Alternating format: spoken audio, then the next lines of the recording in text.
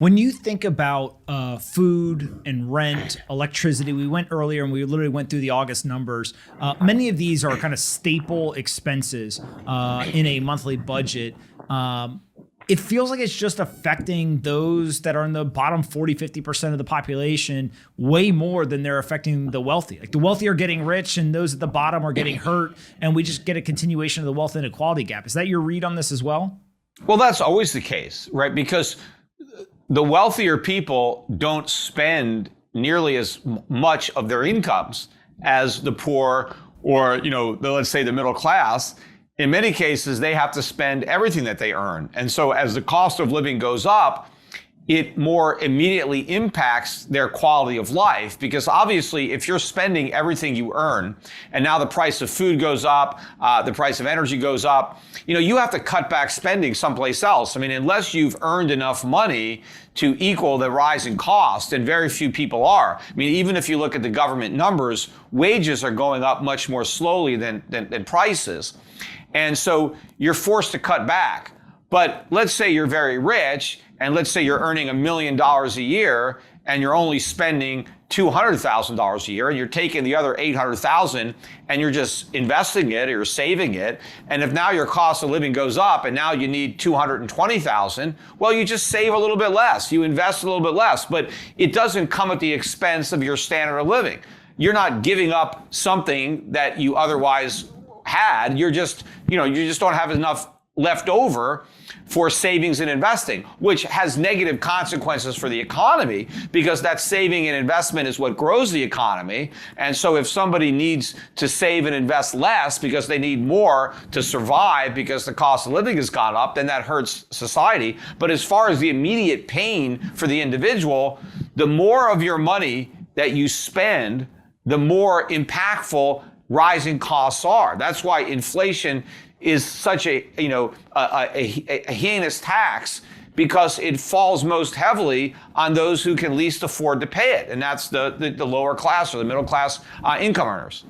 When you start to think about how this affects what people are paid, we have 10.5 million open roles in America, highest that there's ever been. Unemployment still hovering around 5% or so. How do you think about wages, the hourly rate, minimum wage? Some of the data that we recently looked at was 80% of American workers now make over $15 an hour.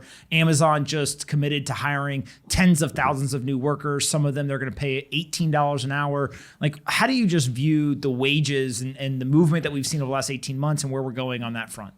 Yeah, well, wages are going up for a number of reasons. In addition to inflation, wages are going up because the government is incentivizing people not to work. And so therefore, you have to pay them even more money to encourage them to give up those incentives, because all else being equal, people prefer leisure to work. So if the government makes you a good deal not to work, the employers have to make you an even better deal to work. And then, of course, you have things like the minimum wage law and occupational licensing and other things, workman's comp, Social Security, other regulations that the government implements that drive up the cost of hiring people, and therefore, wages are being pushed up. All of this ultimately has to be borne by the consumer of the products, because whatever it costs a company to employ the labor, all of those costs have to be made up by the end customer in whatever good or services they're buying. And obviously the people who are most impacted are the elderly, people who are living on fixed incomes, because they're not getting wages. Their incomes are fixed, and yet their costs are going way up. The people who are getting pay increases have a little bit of a cushion. Although again, my thinking is all these people who are taking these $15 an hour jobs or these $18 an hour jobs, those increases are not even going to be enough to cover what they're about to experience as far as their cost of living.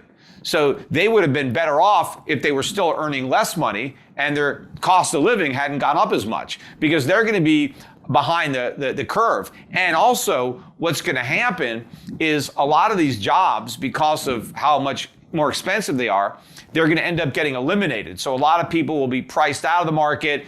Businesses will automate, they'll outsource, or some companies will just go out of business entirely, that their customers will not be able to afford their services.